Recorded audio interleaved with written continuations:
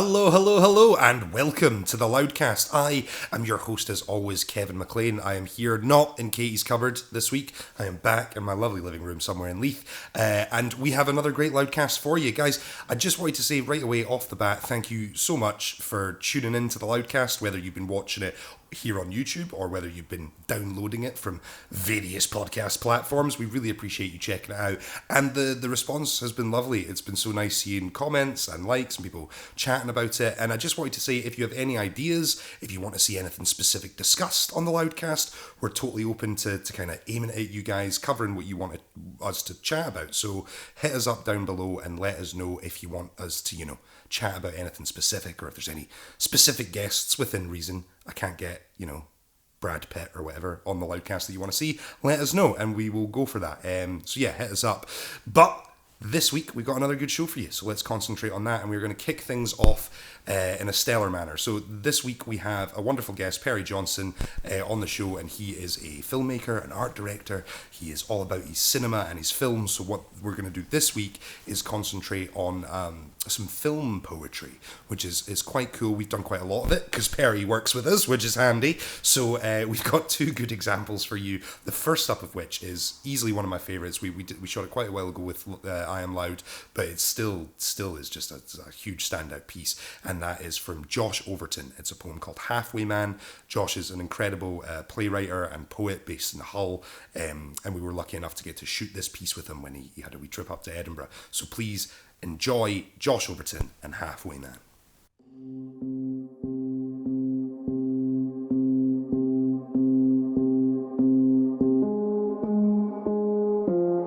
12 weeks weary brought me here. Standing tall for eyes red late night shopping with you in your fur waterfall. Unkempt, the climate, you said. I bought wine that night. Walked you halfway home. Half gentleman, half coward was half of what I meant to say, 'cause I saw you straight away. And I knew no fucking chance. Then there were those days where we saw me. Arms spread wide for wind, wound up, working at waiting to take off and leave this place, but sincerely hoping we were set to stay. It's why I think you always kept on at me to keep on going, laced with that intense cliff-hanging teaser suspense, yet never really wondered why half the shit I said didn't make any sense. Last time I was that high, I slammed the door on my hand. Ink blue bruises climbing all the way up to paint past my knuckle before I realised I am not an observant man. It's why it took me so long to see sweet bruises in your fingers, reaching out to paint pictures of romance sunsets, slow dancing wedding receptions, and post-toilet seat left up argument sex, all packaged and posed as a question. Next. Reading the stutter steps that fell from my lips, you caught me by the bootstraps, stopped me from falling. It's why I find myself busting mid-sleep heads off walls and calling out your name. 'Cause I never meant to play those Groundhog Day games with you, going for start over and rinse and repeat our feelings till we're both just kneeling, begging to know what the other one wants. Scratching notes into the backs of our hidden handholds, you wrote, "Takes 4 seconds for us to fall. 4 years to forget about it." And I try to scratch back notes of words or poems I've yet to think through, but the half of me that wasn't weak wouldn't write, forced me to find new ways to speak, ways that might let me shout best, let me jump upon your sharp swords. Yeah, let me take your burdens onto my chest. Let me call it poetry in surgery in motion, when they carve through oceans of our mess to see if my heart beats even half as hard as yours does. Ribs xylophoning out my chest, breastplate spinning, jumping on jacked up defibrillator dancing, and you you could read the braille that rounds my eyes. Finger paint the age lines that script what it all means to me, so you called me Halfway Man. 'Cause half the time I open these and see an empty room of people I am far too scared to smile to, looking back at me, questioning the methods that come to me naturally and holding out hands to shake that have never seen bruises. Smart people could be whatever they choose because they never had to lose everything that they had worked for to prove they were not the bad guy. So call me halfway mad, because I promise I am really doing my very level best to stand, hold hands, and play professional about the fact that you live 1.761 thousand miles away from me by car, and I still do not own a car. So call me halfway man. Halfway man holds out his hand, trying to make up the distance. Halfway man holds up his hands, trying to make up the difference. So I promise, I never meant to fuck up, drop everything, come running that night. Sharp swords and fur waterfalls have taught me far better than that, but I remember, alone in our home, learning the real names of lives we led, healing the hurt scars of the nearly dead, and crying out pieces of ourselves, hearts pounding from fearing of falling, picking up pace, pulse punching through veins, beat racing with the need to breathe. Please, believe me, it was worth it. I remember that heartbeat because I heard it. Past every cigarette smoked alone in your room, Pall Mall fumes climbing all the way up your silent solitude. I heard it shout, I love you. And I whispered back, yeah, me too. Det är ju bäst, ragga med. And that was Josh over in You Can See Why I Am Obsessed with That Poem. I am by no means the worst, though. Mark Galley accounts for at least 50% of the views on that YouTube video. But Josh is an incredible artist who you should absolutely check out. There are links in the description below, so please do go and see more of his work. But in the meantime, we are moving on to another tremendous writer and another exceptional film piece that we got to have a hand in developing. This one isn't on our channel. It's on the channel of the artist who wrote the piece, Jenny Lindsay, a good pal of ours, and we were lucky enough to work with Jenny over 3 film poems, and it's because she was doing a project that the poem you're about to see, The Imagined We, was part of. It's like a larger piece called This Script that was both a stage show and a book that's available through Stewed Rhubarb, so you should pick that up. But it was also the sort of third part of it was to do this film project that Perry and I got to work on with Jenny. So we're going to be chatting a bit about that with Perry when he's on the show a little later. But for now, check out the amazing work of Jenny Lindsay.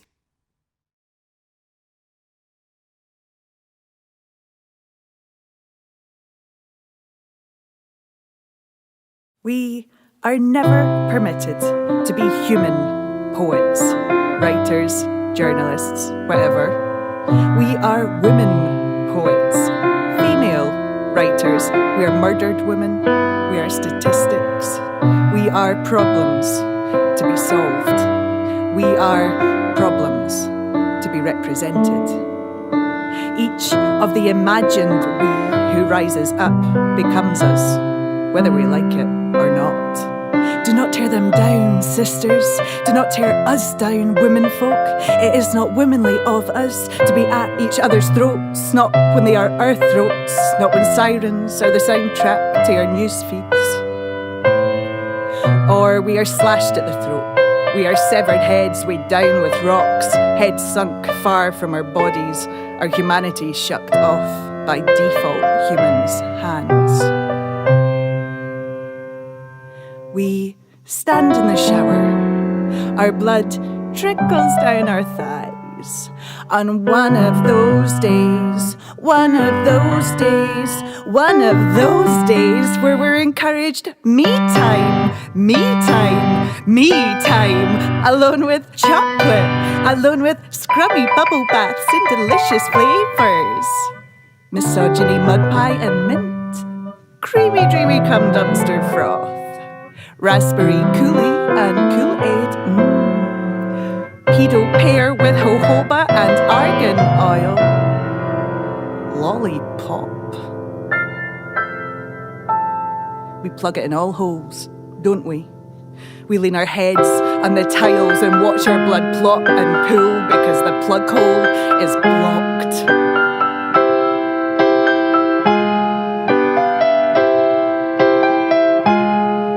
We imagine an epic car chase, followed by fistfights led us here to this bleeding from a hidden wound, and that we are renegades, we are superheroes, or perhaps functioning drunk anti-heroes, but we have trauma in our pasts, and we are setting things right. They imagined them, the bad guys, have been left in pools of bleeding regret. Some of them have wooden stakes sticking out of where their hearts once were. Some of them turn to dust in front of our eyes, and we are bruised. We are injured, but we are alive. We are just temporarily crunched over, tenderized, bleeding from the fights. This script writes itself, plop, plop, plops, in our silence.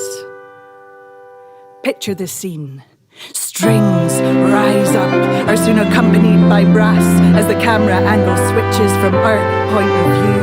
Starts at polished toenails that sparkle through our bloodied feet, pans up smoothly in the opposite direction, but at the same speed as that constant little trickle. The lens ensures a glimpse of our shaved mound. There's a slowing at unsuckled nipple. And now our face in tight-lipped defiance, closed-eyed anger, and then a sudden snapping open, clearly fierce pain inside.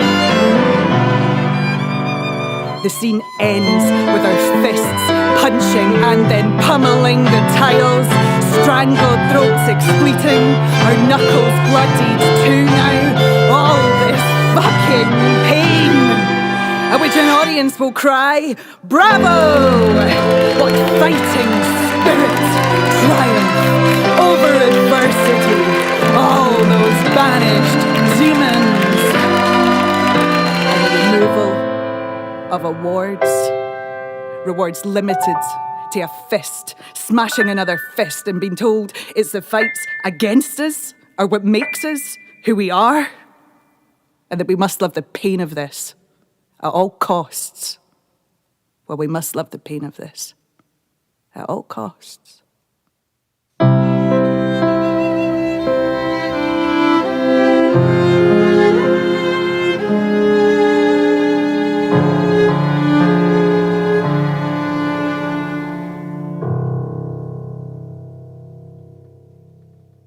So that was Jenny with the imagined we, and yes, we did convince her to go outside in her jammies. It's a bit of a like feather in the cap for me. That's my big win from my first year in filmmaking. It was a joy to work with Jenny on that. She really is a spectacular writer. Please do go and check out more of her work. But in the meantime, we have one more poem for you. And this one isn't a sort of fancy film. This is one of our live performances. We're still putting those out to you every week, and we're going to keep covering them here on the Loudcast, because there is nothing I love more than having a bit of a chat about some spoken word poetry. So we are going to check out this week with Alex Clark and their amazing poem, Bacardi. And we're going to be chatting to Perry Jonsson all about that when we come back. So check it out. We've tumbled into a double bed, chests flushed red and pressed flush, her hair mussed in my fist, my wrist the rest for the base of her skull as my lips attack her neck. We're not naked yet, but her hands are scrabbling at my belt. This tension, we felt like I've taken the gum from her mouth and we're stretching it between us, wrapping the sticky string around our fingers. It's about to burst. That was the first. The night continues in a haze of lust and alcohol until it's 2 a.m. and she looks down. Then, with those lips which lift from the rift between limbs where they'd made music through my mouth, she says those words. Words I never thought I'd hear. I don't know what it is you're trying to do, but whatever it is, it's not working. Right. It's becoming clear this was probably a bad idea, in the way that bad ideas tend to reveal themselves only after you're halfway across the tightrope and dressed for ice skating, or halfway through film night but forgot to check the rating, or halfway inside a woman you've no interest in dating, in that all three lead to wide eyes, dropped guts, and hands that don't know what to do with themselves. I don't know what to do with myself, and I certainly don't know what to do with her. I lost most of my motor skills 2 Bacardis ago, and I'm learning some things that I never wanted to know, like why it's called a fumble, and why lube is important. And I don't know why I couldn't have forgotten some of this instead of her name, but it dropped out somewhere to make room for the shame. My Marley's chains pinning me to this bed. That didn't sound quite as kinky in my head, but it's probably appropriate. Because she's perfectly lovely, but I'm just waiting for the other whip to drop, some gaudy leather and riding crop ensemble, a symbol of submission. Though if sadism turns same-sex, I'm not sure who ends up on top. And I'm stretching myself in every way, retching to keep certain memories at bay as we both just try to get through this. And I can tell she's a feminist by her undercut. So I know if I wanted to cut this night as short as the shaved side of her head, roll from her bed with my trauma tucked like a tail between my legs, I could. I don't. Maybe it's a victim thing. Maybe I never learnt how to say no. But I think it's more that I'm treating this like she's a chemistry textbook and I write poetry for a hobby, in that I'm not particularly interested, but as a point of pride I don't like to be bested, so I'm gonna keep trying until I get some sort of reaction, some sign of satisfaction from this pretty boy with an eye and a clear, queer eye for expressions. She's reading that I'm not into this, and I don't need to read anything because she's giving me the audiobook of her malcontent, the content of which mostly consists of slow down and less tongue and not there, and I am not doing well here.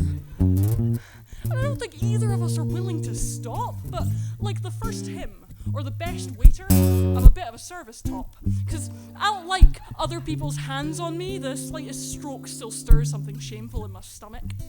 Unless it's my ego that's getting the stroking, and there's nothing that nurses that quite like telling myself I'm totally top shelf at pleasing a pillow princess. This girl is not a pillow princess. In fact, I don't ask what she's got in her past, but she seems as keen to put the focus on me as I am to roll out from her watchful gaze. So now there's just two bored gaze, and she wants to know what I want, and I want to know what she wants, and neither of us are getting what we wanted, which was probably just to sleep in the first place. I think I maybe fell asleep before it was polite that night. Got kicked out in the morning without ceremony. No breakfast. No boxers, no grudges. The trudge home was lit by a grey sky, and eventually her name came back to me. Now, in the Venn diagram of our lives, that sticky summer night with our lines intertwined lights up in my mind in purple. I don't like to say which one of us was red and which was blue, but it was clear that night. She and I both knew. Guys, that was Alex Clark with Bacardi, an absolutely phenomenal piece from a stellar poet, and ooh, that little bit of extra Jack Hincks spice that he sprinkles on, absolutely delicious. I enjoyed that poem so much, and here to talk all about it with me is an art director, a film director, a cinematographer extraordinaire, and one of my best friends in the world. Please give it up for Mr. Perry Jonsson. How you doing, Perry? Hello. I'm well. Perry in that famous Swedish undersell. Yep, that's me. You're so Scandinavian. I just love it when you give me a big introduction. Sorry, buddy. We were talking about this last week with Bex and how you shouldn't do that, so I thought I would give you the biggest one I could. Thanks, perfect. It's not like I'm already out of my comfort zone being in front of the camera. Yeah, just so you know at home, this is Perry's nightmare. Every time we make him do this, it gives me a genuine joy. So Perry, you were looking at Alex Clark, Bacardi. What do you think of the poem? Oh, they're so great. I think it's such a good poem. For me, it's more the emotion than anything else. They deliver it so well, and it's so well written, but it's like that universal feeling of having a panic attack in bed, or, something akin to that. We all hate to admit it, but I think we've all been there, or one time or another. I think there's that thing of when people do love poems, there's a tendency to look to the big and the grand and the sweeping love story. You know what I mean? Where in actuality, more of what relationships and love is, and what you would really like to write about, are these strange little moments that exist in relationships that everyone understands but nobody talks about. And Alex hits it right on the head. Yeah, that's exactly, it's spot on. It's one of my favorite little things that you use, like one of the questions of like, what is the one thing you don't ever see in porn that exists in like real life sex? And it's, for me, the top of the line is laughing in bed. Whenever one of you makes a gaffe or whatever, and you just have to laugh it off. If you can't laugh while you're having sex, you're not in the right relationship. No, That's probably absolutely. I absolutely agree. The way to go if you're having very serious sex probably isn't a good thing. This is maybe the quickest we have gotten off the topic of poetry and just into chatting about our sex lives. So well done, Perry, for... Thank you. I've always been known for being very quick to get when it comes to sex. Oh, can we... No editing on the Loudcast, unfortunately, Jonsson. So also, I wanted to bring up with you, because obviously you shoot all of our live performance shows. Like, people have been seeing them on the channel for quite a while, and we have, I think, one of the better setups for catching live poetry. We've got like 3 cameras. It's especially having you on the live moving camera. Do you want to talk a bit about like how you've set that up and what your thoughts are on catching live poetry, if it differs from maybe some of the other live art you've caught? I wish there was like more of a thought behind it. I have 3 cameras at my disposal. 'Cause we don't have a lot of money. We don't get funding, so like we have to make do with what we have. So we have 3 cameras. You want a wide from the back. You want a B cam to complement your A cam. And I know for my A cam, I wanted something to be handheld. Ideally, I'd have all 3 cameras be either handheld or like on a slider or on a jib ideally. But so what does it bring to, like, because a lot of people think of live performance, right? And you're like, that's the the stage. When you're sitting there watching it, you're sitting with one blanket view. Why not just something like Alex's poem? Why not just shoot that the same way, just flat as the audience sees it? Like, for me, because I edit often what you do, and it's nice because there becomes a bit of a language between the person shooting and the person editing, and there's these little bits where you'll lean into Jack and I'll get a little snippet of that before the camera comes back, and it makes it seem like there's a 4th shot or whatever. So like, is there things that you're purposefully trying to do and having that multiple camera setup to help the poet in the capturing of the live performance? Not a huge amount, except for getting Jack. Like the tricky thing with these shows when it's like 2.5 hours of runtime, something like that, is you just have to shoot for live. Like I am always aware that we have 3 cameras to cut to, because sometimes you have to rely on the fact that there's 2 other cameras if a battery dies or something along those lines. But like otherwise, I'm just shooting as if it's live, as if it's being like streamed somewhere, trying to just like get steady shots as possible and that kind of jazz. But for me, it's just a case of trying to. I always add a tiny bit of camera shake into the camera just to make the frame feel a little bit more dynamic and has a little bit more energy to it. But again, occasionally I'll try and complement this to the poem.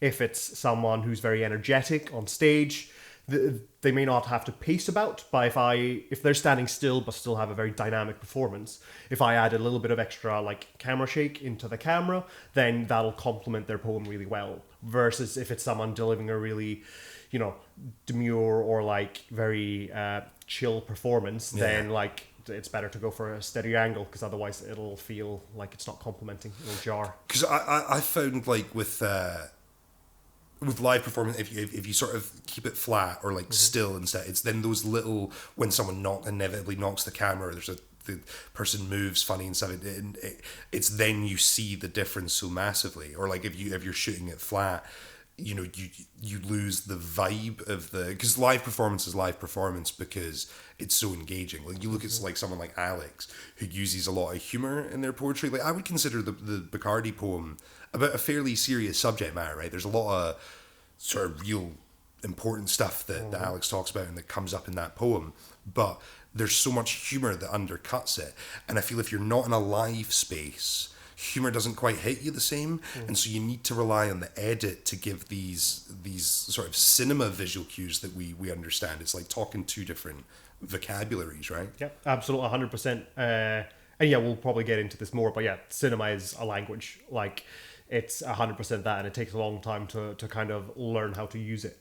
But yeah, editing is obviously hugely beneficial when you're doing anything like this, because you can complement the poem with your edits, just in terms of how quickly you're cutting between different shots, or like when you choose to make a cut and where you cut that to. If you go to like a whether you go to a close-up or if you go back to a wide, like it has a totally different impact, and that can complement to the poem really well. There's a bit in this the Alex one where they sort of hit a funny line, and then it's as they move back and sort of ruffle their hair, that sort of sheepish oh no, and like if you put that cut in the middle of that move, you get this, because it comes to your A-cam, which is the sort of closer angle from this sort of side shot, and it makes it funnier. And I have no idea how or why, I just make the cut, but it does. When you watch it back, you get this almost beat of laughter that doesn't exist in your room for it. It's fascinating what you can do with.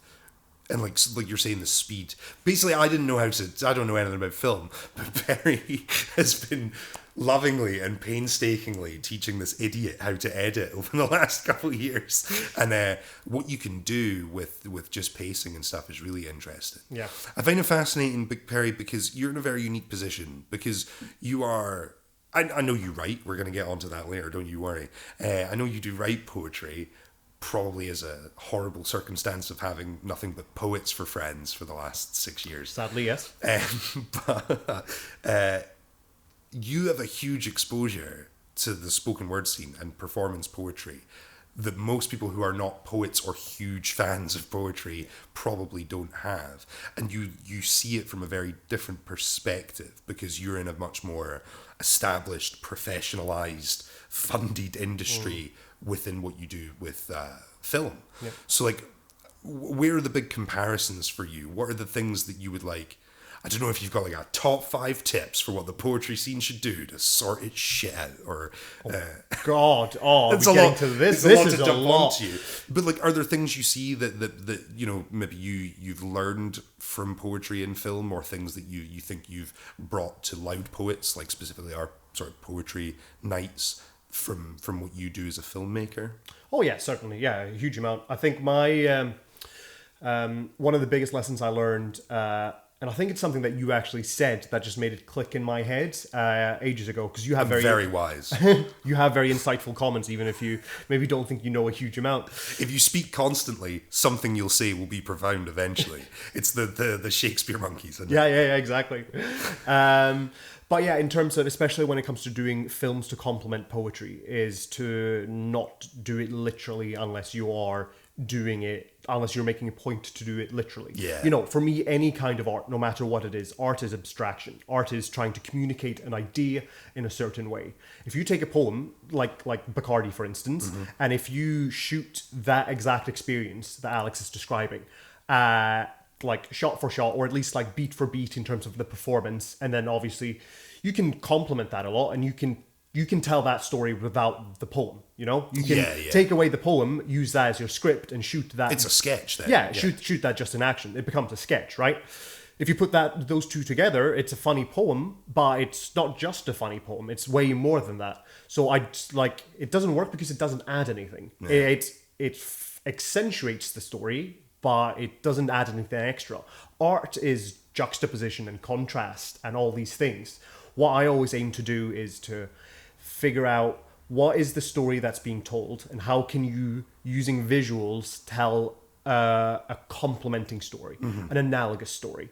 So, for instance, I would, for Bacardi, listening to it just before and thinking about, okay, how would you shoot this as a film? Is that where your brain kind of automatically goes when you yeah, see a piece usually. of art? Well, if I ever hear a poem on stage that I like, then yeah, that's like I get visuals straight away of like, okay, how does this look on screen? Because that's where my passion lies. That's where I really, and I do think poetry is amazing because it's such an interesting tool, or rather it's such an interesting base to start to do a film around, because it's, it spans the whole gradient from like funny to sad and anything in between, anger and like pathos, all of that can exist within poetry and even within the same poem. And that is so much more interesting, that rather than, it's why you wouldn't shoot like a comedy stand-up bit and shoot a kind of film around it. You could, and it could do quite well, but not in the same way as, I think, like, it doesn't give you the same scope as a poem does. Back to Bacardi anyway. Thinking about that and how I would shoot it, what really strikes me about that poem is just the idea of the inner monologue, because this feels very much like an inner monologue, right? Because a lot of it is like it's they responding in their head to what is happening in the moment. So it becomes very much an inner monologue. And I would juxtapose this through like everyday life. I would probably have them walking along the street and going about their daily life, going into shops, etc., and then seeing different people that they like meet along the way and having tiny little bits that like link into the poem. For instance, I can see them going into a shop, like a corner shop, speaking to the shopkeeper, and as they're like mentioning whips in the poem, like maybe you can see like he's got a whip hidden in his back pocket, and it becomes all about these hidden secrets about sex that we all carry, that no one talks about, that we all know everyone thinks about. So you're seeing these little clues to this undercurrent, like the way you see when you're walking down a shop, and you only really see them as you get older, these blacked out window shops, and suddenly you realize what they are, and exactly, but you accentuate that, make it a gimp walking the dog on the other side of the lane. You escalate as the piece goes on. That'd be an interesting one and then I always want to, anything I'm doing, I want to tie it up at the end somehow to further tie it into the original work, the original poem. So I guess I would do for this, I would probably have it so that you find out at the end that the story, the visual story that's taking place is like the day of Alex meeting this woman, and so you end with them meeting in a bar, because you end on that like her aura was, one aura was purple, one was blue. I won't tell you which, but like you end on that little moment where you kind of get we both knew another interpersonal little final moment, which in that poem is a goodbye, but in the visuals, if you make that a hello, all of a sudden you've now extended the runtime of your narrative by twice the amount, and you've added so much to it. Yeah, that's fascinating. I think it's like you're bang on when you say it as well, and I really do stick by that. And it's funny because poets never want to do it. Like we've worked with a bunch of people now, making sort of commission films for them, and I think there's an instinct where poets do not want the literal, because I think their mind already works in the metaphorical and the figurative and the analogous, right? They want something that is complementary but not literal, whereas I find musicians often want something quite this is the song, this is what the song says, I want the thing about the song. And I think that you get much better work when you mix it up, and I think it has a lot to do with, again, those quotes that get stuck in your head. One that I always found, which was, why that medium? Like, know the medium for the story you're trying to tell or the thing you're trying to say. So if you have written a song or a poem or whatever, you have written it in that format because it specifically works there. Yeah. So when you are making a music video or a poetry film or whatever, you are already trying to adapt something into a format that it wasn't designed for. So your best bet is to swing into something else and go, well, let's tell a slightly different story that is designed for that. Because like what you've said there is immediately all show and no tell, which is kind of the opposite of what writing is. So like you've immediately made it almost a silent movie, because there's all the words, so pair it here with nothing but images. That's really cool, Per. And I think this thinking as well has come from the fact that I do work in content and advertising, where you like, that's the approach you always have to take, because you know what an ad usually is you're selling your company, you're selling your brand, or you're selling a product. If you just talk about that product, well, then there's no entertainment value. No one's going to want to watch it. You immediately feel like you're being sold to. So you can't do that, because it's going to make a terrible ad or a terrible piece of content. Because what you want is, why you never see buy fairy liquid now, like that. Exactly. Or you could do that, but then you need to make a point of doing that, and you need to understand why, and then you need to swing into that joke of it. Exactly. Like someone told me, and I can't remember who, but it stuck with me, is that when you're doing an ad, especially if it's for TV, like in this case, you are essentially being in. That's really annoying. Someone's buzzed our door. Leaf, eh? When you're making an ad, you're essentially inviting yourself into someone else's home. And what, if you come to someone else's home, you come bringing a gift, you come, trying to liven up the party, or, be a good guest. That's your aim when you're making an ad, really, is to entertain and to give someone something, special. And then obviously content of that then needs to like fit around what the product is, and the story needs to complement what the product is offering, and you get all into that nitty gritty. But yeah, essentially it's a case of telling analogous stories that complement or. So you've walked into dangerous territory here, Perry, because now I'm going to sort of challenge you on something. What do you think of poetry in advertising? Because there's a big conversation about it, and we've spoken in previous weeks on the Loudcast about how important things like authenticity, Katie's having a panic attack somewhere hearing me say that, can be within spoken word, that poetry is seen as something that's supposed to be heartfelt and genuine and from the speaker and all those kind of things. And so there has been, but also poetry is very effective, like you said, in saying something without explicitly saying it. So it can be a huge tool in advertising. It tugs heartstrings, it pulls at emotions, it says something without saying it. That's like perfect copy, right? So there can be a backlash to that where people are like, this isn't what poetry's for. Any thoughts on that?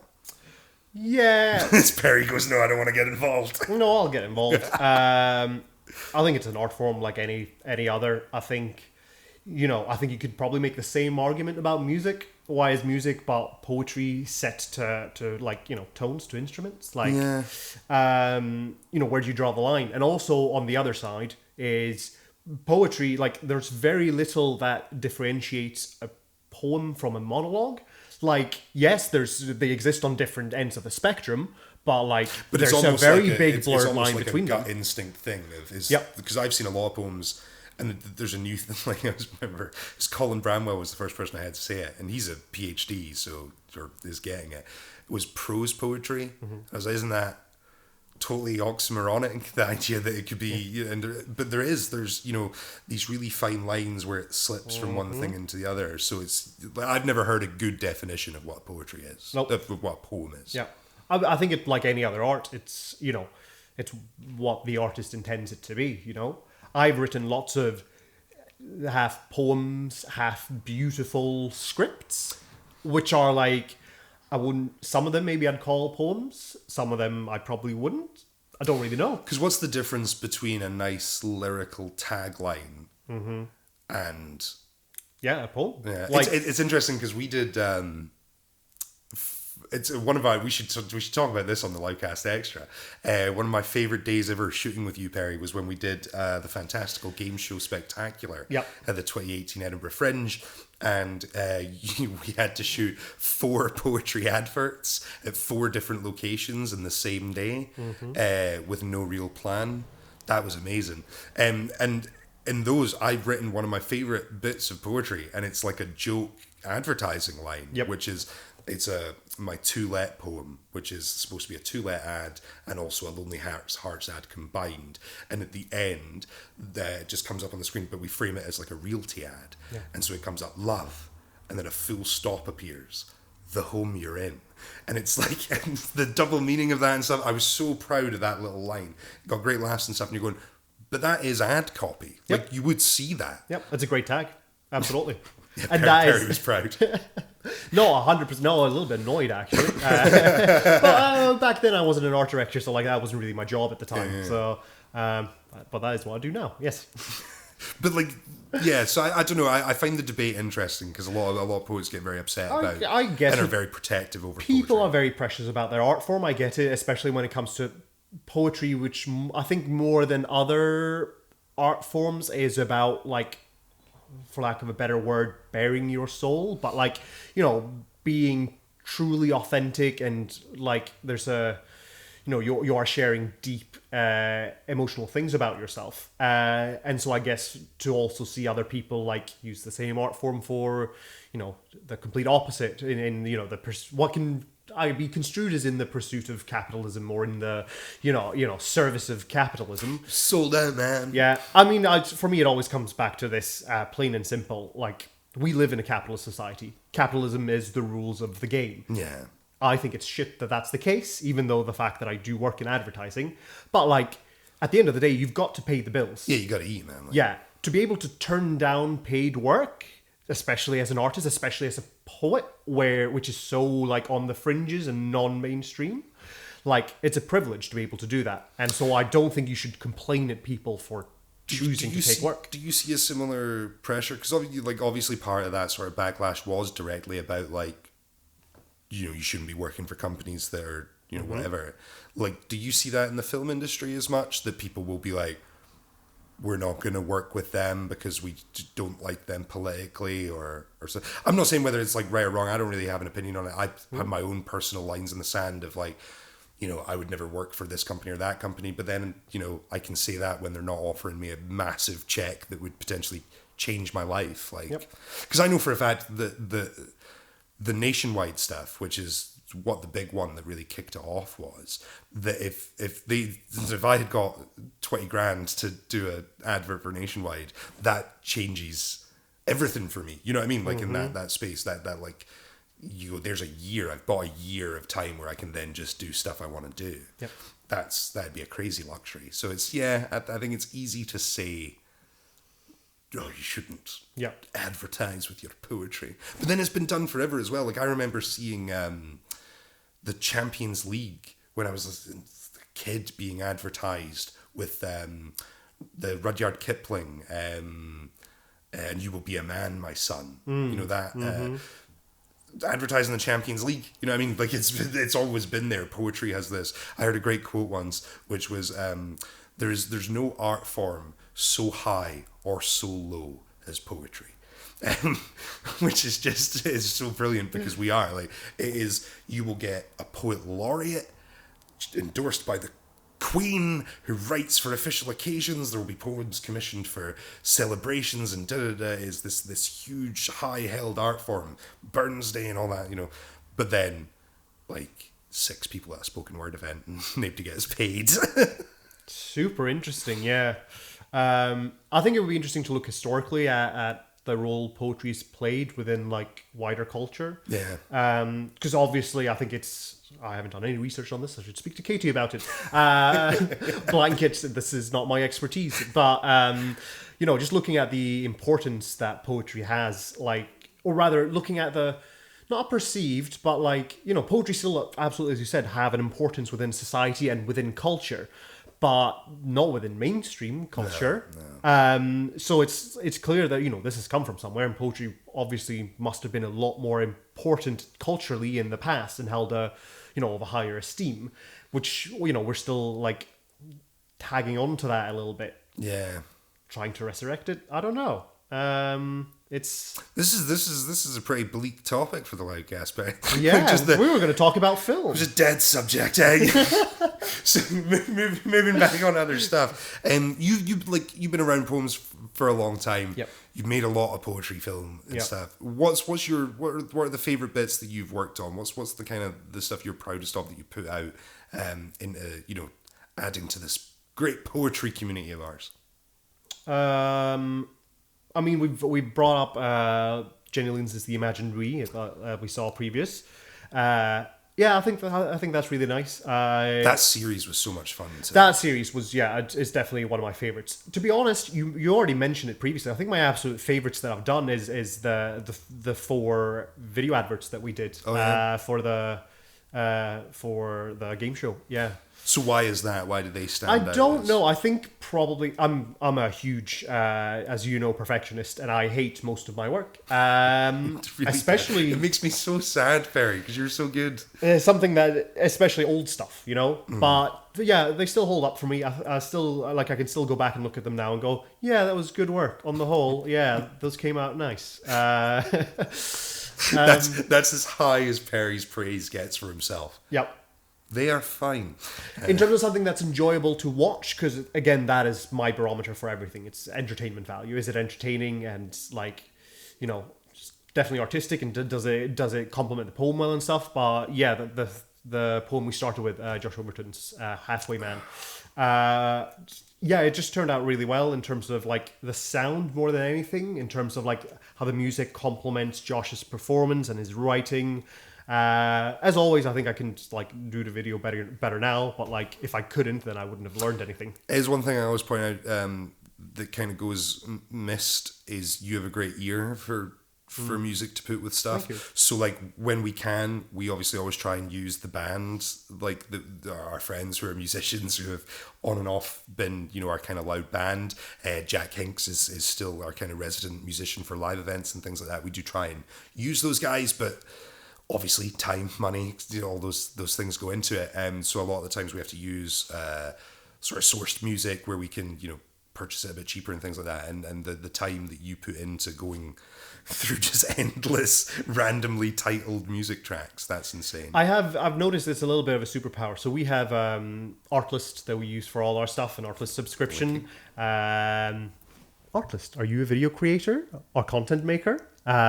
Then consider Artlist. Fucking sponsor us, Artlist. Give us money. So we use Artlist, and I've noticed I've got, I think, a little bit of a hidden superpower, not to toot my own horn, but of in terms of like figuring out search terms for what I've got in my head. So just like, I've got, I want this general mood. I'll fairly quickly be able to find. This is the best way to test it. What would you search for Alex Bacardi if we didn't have the lovely Jack Hinks playing music behind it? What would you put in that? Well, I really like what Jack put down to it, so I would follow that vibe 100%.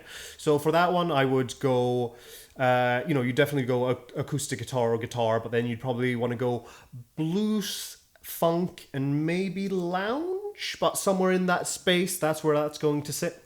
I really want to see you and Jack. So when we had an open mic for a while at Bohemia in Edinburgh, and the game was sort of, people would get up to the mic and they had 3 words to describe to Jack what mood to give them. Mm-hmm. I'd love to see you just inputting into Jack and getting perfect responses back, like using your Artlist superpower and his random improvisational music powers together.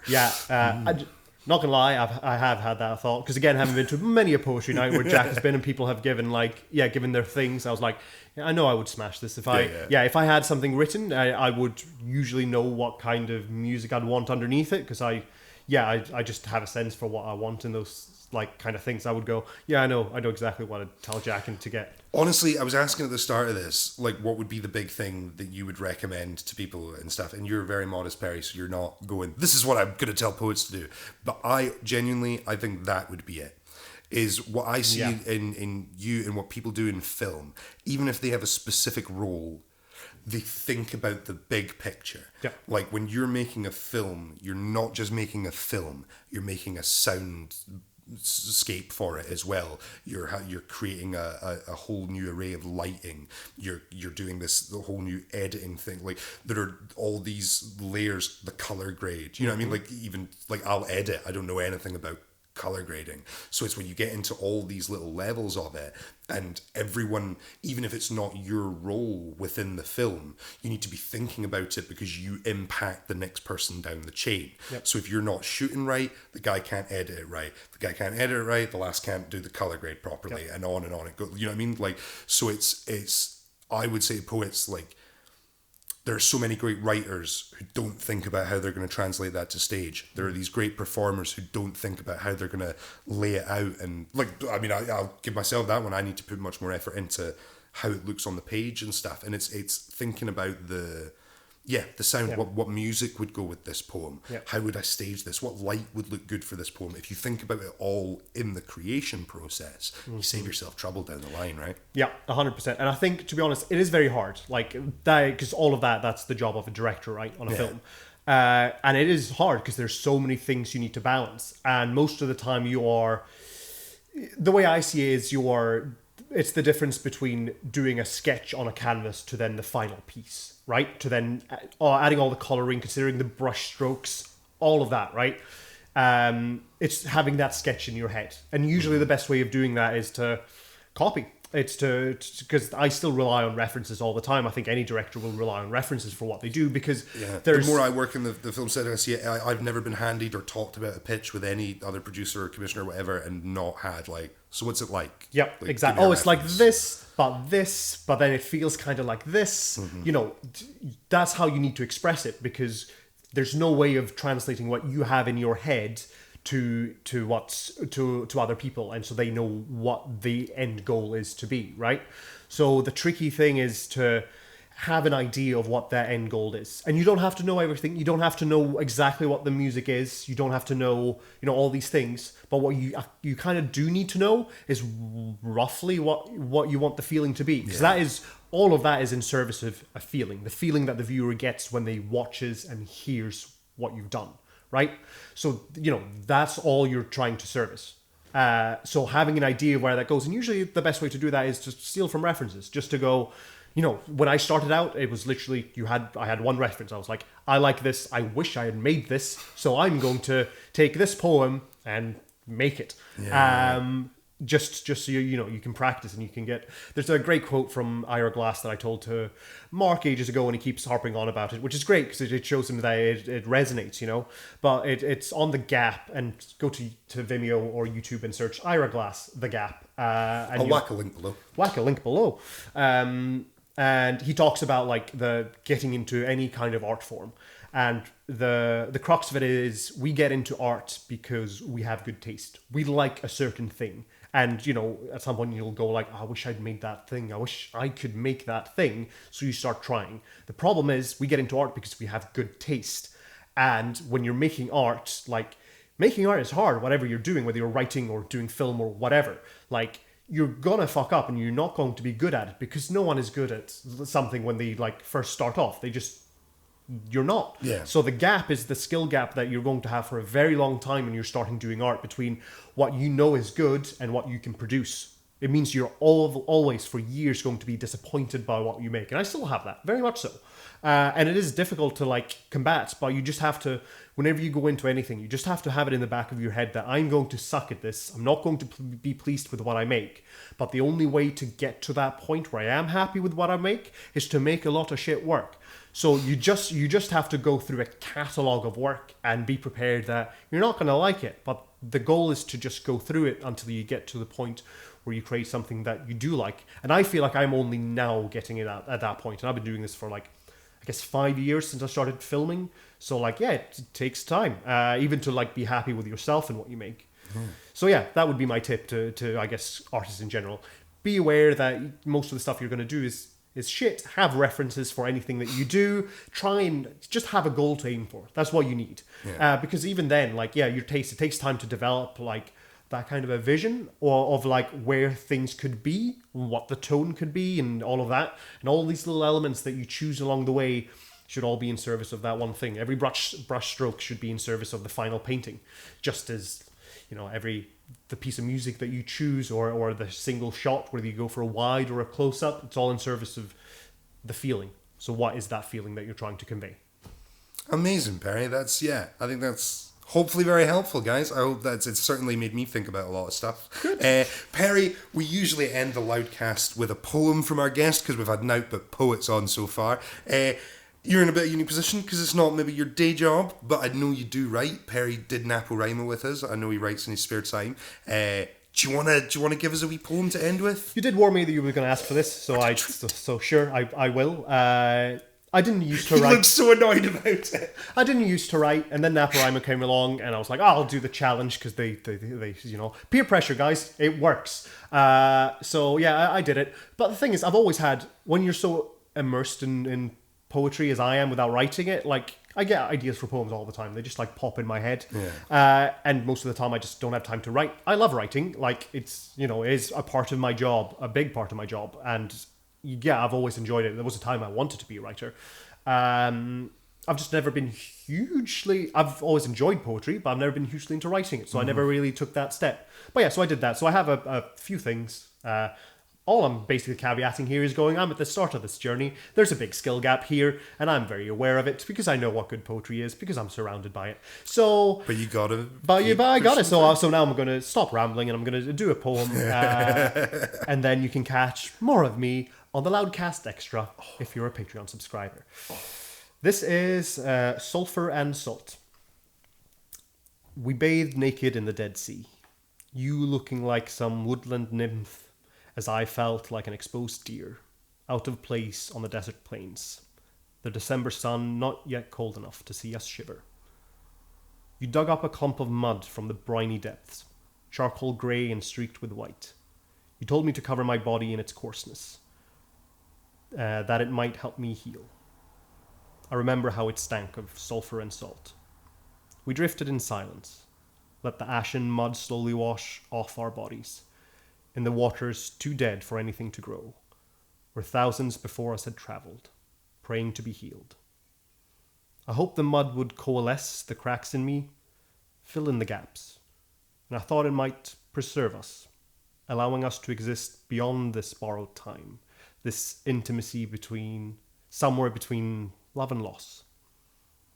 I can still see you floating, in the waters where you cannot sink, an effervescent smile on your lips. But even then I knew we had drifted too far apart, and that time would only ever pull us further.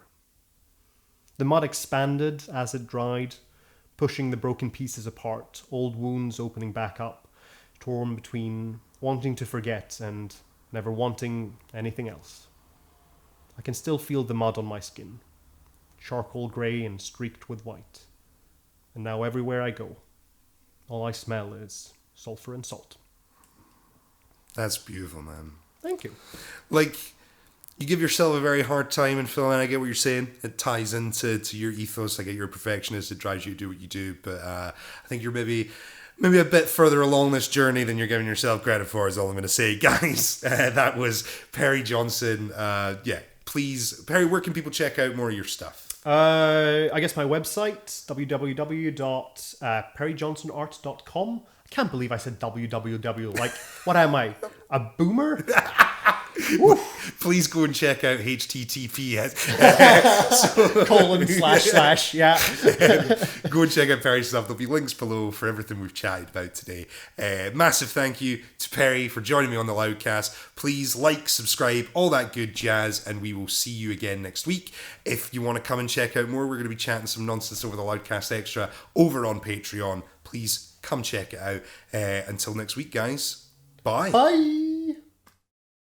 Thank you so much for watching this video. If you enjoyed it, we'd appreciate it if you could hit the like button, if you could hit the subscribe button, and make sure to ring that bell icon so you don't miss any updates from us in the future. If you want to go that extra mile and support us a little further, we do have a Patreon channel with loads of exclusive goodies, and you can sign up for as little as $1 a month. We appreciate your help, guys, and hopefully we'll see you again soon.